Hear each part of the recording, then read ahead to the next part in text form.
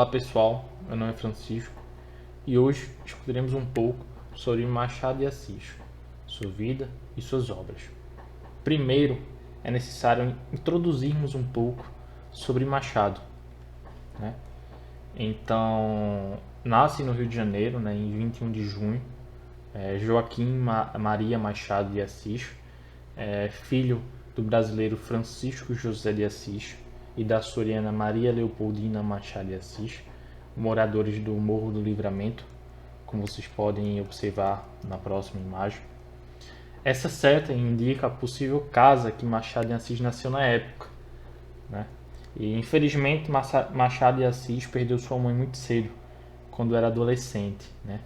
E ele foi criado no Morro do Livramento, sem meios para estudar, né? Ele procurou buscar a sua maneira o conhecimento e em 1854, com 15 anos incompletos, publicou o primeiro trabalho literário, o soneto A Ilma Senhora de PJA, no periódico dos pobres, número datado de 3 de outubro de 1854.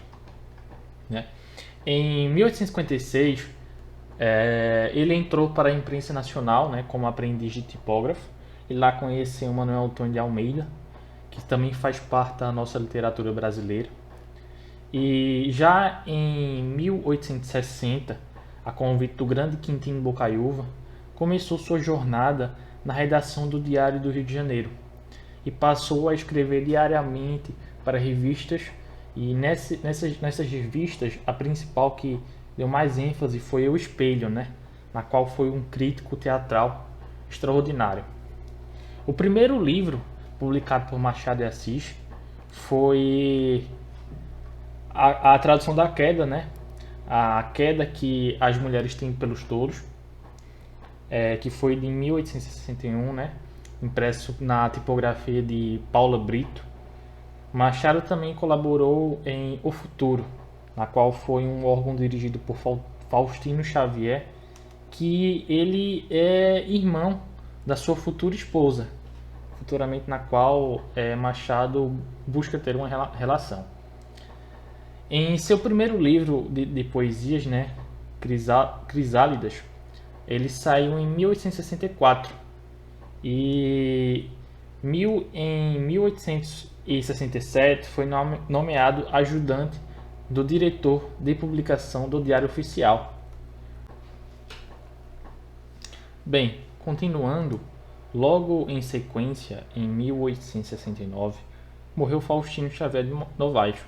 Depois de 3 meses, em 12 de novembro de 1869, Machado de Assis ele se casa com a irmã de Faustino, Carolina Augusta Xavier de Novaes, né?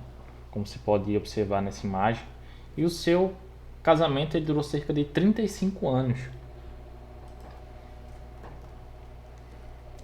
Sobre uma obra também que ficou muito reconhecida de Machado de Assis, foi o seu primeiro romance, que saiu em 1872. Seria, no caso, Ressurreição. E no ano de 1873, o escritor ele foi nomeado primeiro oficial da Secretaria de Estado do Ministério da Agricultura, Comércio e Obras Públicas, sendo o principal meio de sobrevivência de Machado de Assis. Muitos projetos escritos por Machado de Assis saíram, né, de forma em folhetins de jornais e revistas naquela época do Rio de Janeiro, né? E outra obra também foi Tu, Só Tu e Por Amor, que foi levada à cena no Imperial Teatro Dom Pedro II em junho de 1880, por ocasiões das festas organizadas pelo Real Gabinete Português de Leitura para comemorar o tricentenário de Camões e para celebrar especialmente esta escrita, né? Em 1881 foi lançado o livro que daria, né, uma nova direção à carreira literária de Machado de Assis, Memórias Póstumas de Brás Cubas. Ele publicara em folhetins na Revista Brasileira de 15 de março até 15 de dezembro de 1880. Como você pode observar nesse slide, existe um trecho também faz parte da obra e é um dos trechos que demonstra a real importância da escrita de Machado de Assis. Algum tempo hesitei se devia abrir estas memórias, pelo princípio ou pelo fim, isto é, se poria em primeiro lugar o meu nascimento ou a minha morte. Suposto o uso vulgar seja começar pelo nascimento, duas considerações me levaram a adotar diferente método. A primeira é que eu não sou propriamente um autor defunto, mas um defunto autor, para quem a campa foi outro berço. A segunda é que o escrito ficaria mais galante e mais novo. Moisés, que também contou a sua morte, não a pôs no introito, mas no cabo. Diferença radical entre este livro e o Pentateuco. Esta é uma das partes mais importantes que retrata o livro escrito por Machado de Assis, Memórias Póstumas de Brás Cubas. Uma coisa também é que ele foi um grande amigo de José Veríssimo, né? Como você pode observar na imagem, Machado de Assis continuou a colaborar na Revista Brasileira e no grupo de intelectuais que se reuniam na redação da revista. Lúcio Mendonça, como você pode observar mais à esquerda, teve uma grande ideia da criação da Academia Brasileira de Letras, projeto muito apoiado por Machado de Assis desde o início. E em 18 de janeiro de 1899, quando se instalou a academia, ele foi eleito presidente da instituição, a qual foi um grande agente participativo do projeto. Isso, você pode observar essa imagem que retrata bem a fundação da Academia Brasileira de Letras. E posteriormente, você pode observar um pouco sobre o discurso realizado por Machado de Assis no momento em que ele foi eleito presidente. Nós vamos ler um pequeno trecho deste discurso. Se você desejar ler totalmente, você pode pausar o vídeo para continuar sua leitura, né? Data-se de 20 de julho de 1897. Senhores, investindo-me no cargo de presidente, quisestes começar a Academia Brasileira de Letras pela consagração da idade. Se não sou o mais velho dos nossos colegas, eu estou entre os mais velhos. É simbólico da parte de uma instituição que conta viver, confiar da idade das funções que mais de um espírito eminente exerceria melhor. Agora que vos agradeço a escolha, digo-vos que buscarei, na medida do possível, corresponder à vossa confiança.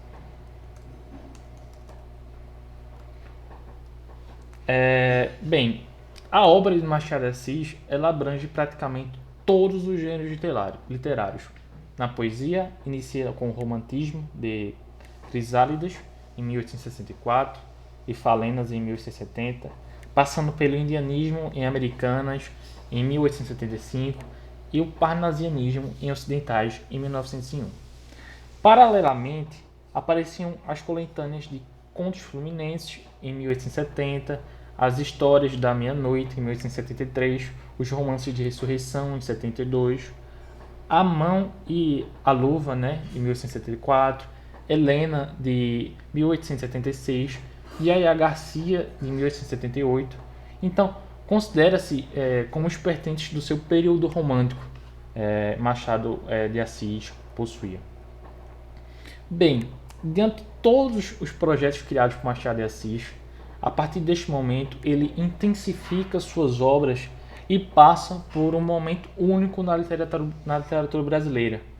Machado ele entrou em um período de criação de grandes obras literárias, na qual fogem de qualquer período pertencente à linha cronológica.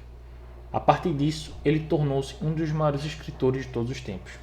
Como podemos ver, a primeira obra diz relacionado sobre Dom Casmurro, Ela foi escrita em formato de lembranças de Bento Santiago, o Bentinho, narrando sua vida marcada pela relação com a sua amada Capitu e o ciúme de seu amigo Escobar.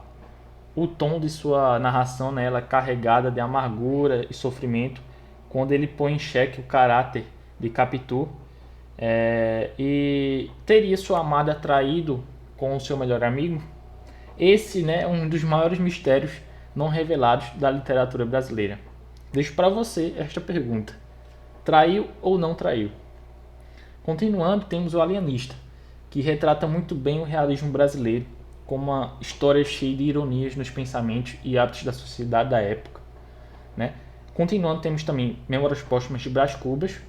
A obra da Memória Póstuma de Brás Cubas, né, como citado anteriormente, marca um tom de ironia de um narrador personagem muito importante na história, utilizando ricas descrições, utilizando metáforas, na qual ele se identifica como um defunto autor, como nós podemos ver naquele trecho.